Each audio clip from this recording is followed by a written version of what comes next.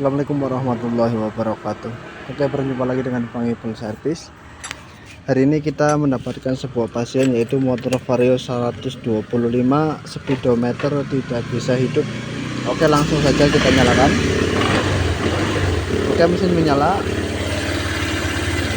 roda berputar tetapi tidak bisa menunjukkan angka kecepatan.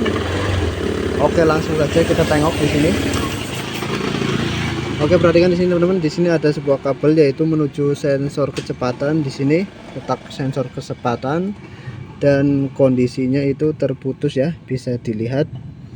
Ini karena sudah sekian lama bergesekan sehingga kabel ini terputus, dan di sini juga ada yang terputus.